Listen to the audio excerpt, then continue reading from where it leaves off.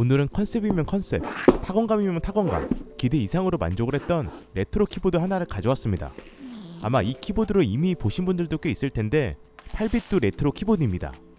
8비트 브랜드는 게임 컨트롤러 제품으로 꽤 많이 알려진 브랜드입니다. 지금도 가성비 게임패드로 정말 유명하고요.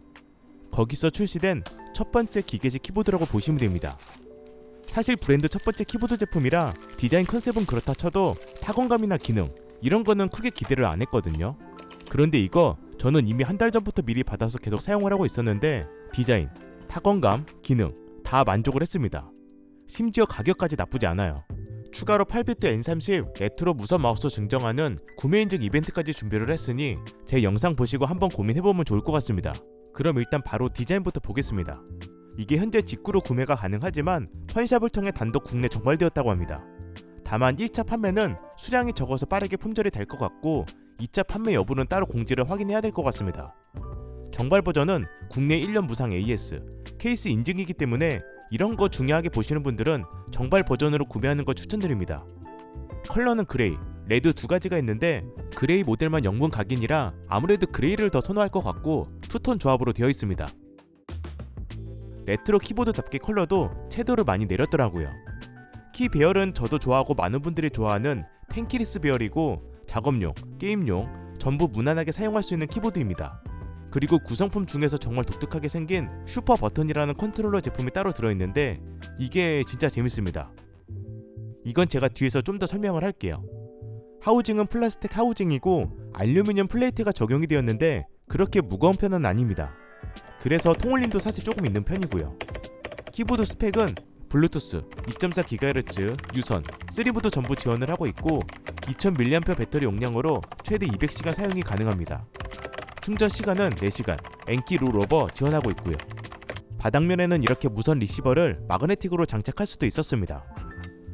리시버를 보시면 8비트 특유의 디자인이 잘 적용되어 있죠. 여기 브랜드가 디자인만큼은 꽤 신경을 쓰고 있어서 리시버를 포함해서 키보드 전체적인 디자인도 굉장히 퀄리티가 좋습니다. 특히 키보드 상단을 보시면 뭐가 엄청 많이 보이고 디테일도 굉장히 많이 들어갔는데 과거 클래식 게임기 디자인 컨셉을 반영한 키보드라 컬러감, 버튼 디자인, 조작감 그런 것까지 전부 다 컨셉을 잘 살렸더라고요.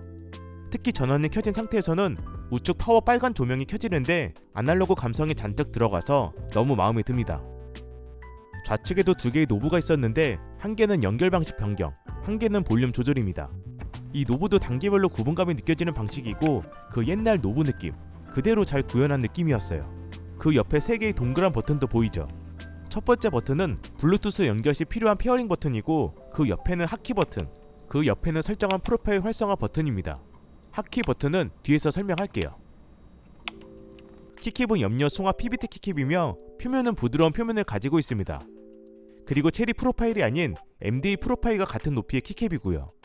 그래서 모양이 좀 다르죠. 아마 레트로 컨셉을 살리기 위해서 MDA 프로파일을 사용을 한 것 같은데 타건시 그렇게 불편한 느낌은 아니라서 크게 문제는 없어 보였습니다. 뭐 나중에 다른 키캡으로 교체하실 분들은 교체하셔도 되고요.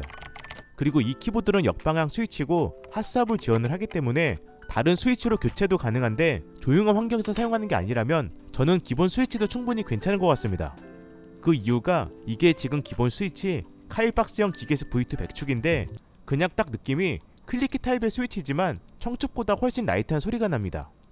덜 자극적이면서 가볍게 딸깍거리는 느낌. 사실 청축 스타일의 스위치는 호불호가 있어서 지금은 거의 잘 사용하지 않는 스위치인데 이 스위치는 은근 괜찮더라고요. 무엇보다 키보드 컨셉이랑 굉장히 잘 어울리는 타건감입니다. 심지어 스테빌라이저도 깔끔하게 잡혀있고 잡소리 이런 것도 거의 없더라고요.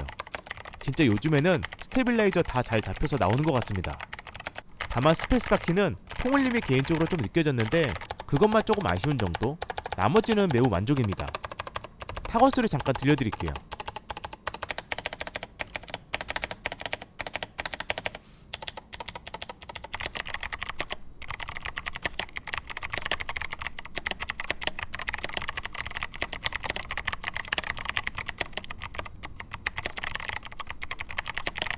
이번에는 아까 처음에 보여드린 정말 독특한 이 슈퍼 버튼 이거 설명을 할게요. 이게 쉽게 말하면 그냥 제가 평소 자주 소개했던 컨트롤러 개념입니다. 단축키, 핫키를 더 편하게 사용할 수 있도록 도와주는 제품인 거죠. 디자인 자체를 컨셉에 맞게 제작한 거라고 보시면 됩니다. 마치 그 영화에서나 볼 수 있는 미사일 발사, 핵 발사 뭐 이런 버튼처럼 생겼어요. 여기는 아까 그 백축이 아닌 기계식 녹축으로 장착되어 있는데 타건감 자체는 비슷했어요.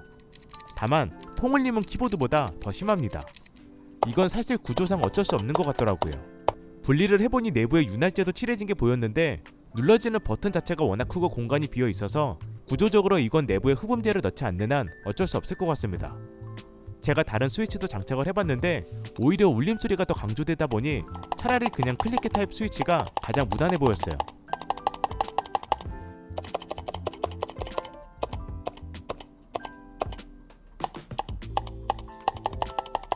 이제 이 슈퍼 버튼을 활용을 해볼까요? 아까 상단에 있는 이 하키 버튼을 누르면 LED가 점등이 됩니다. 이때 하키로 등록할 버튼 조합을 누르고 슈퍼 버튼 B 또는 A를 눌러주면 됩니다. 그럼 바로 등록이 되는 거예요. 간단하죠? 실제로 적용을 해보면 복사 버튼은 이렇게 B에 등록을 하고 붙여넣기 버튼을 A에 등록을 한 다음 복사할 영역을 선택을 해서 B 버튼을 누르고 A 버튼을 누르면 이렇게 복사 붙여넣기가 되는 겁니다. 자주 사용하는 단축키 등록을 하시면 될 것 같아요. 그리고 굳이 슈퍼 버튼이 아니어도 키보드 우측 하단을 보시면 따로 B 버튼과 A 버튼이 있기 때문에 아까처럼 하키 등록 버튼을 누른 다음 등록한 버튼 조합을 누르고 키보드 B 또는 A 버튼에 등록을 할 수도 있습니다. 만약 버튼 조합이 아니고 그냥 단일 키다, 그러면 등록할 키랑 슈퍼 버튼이랑 동시에 같이 눌러줘도 등록이 가능하니 이것도 참고하면 좋을 것 같고요. 그리고 이 슈퍼 버튼은 유선으로만 사용할 수 있기 때문에 키보드 후면 쪽 여기에 연결해서 사용하는 방식입니다. 구멍이 4개나 있죠. 즉, 이 슈퍼 버튼을 추가로 더 구매를 한다면 최대 4개까지 연결해서 사용할 수 있다는 겁니다. 제가 봤을 때는 이 슈퍼 버튼의 용도는 나름 매크로 단축키 용도로 실용성도 있지만 솔직히 디자인과 재미 요소가 더 큰 것 같아요.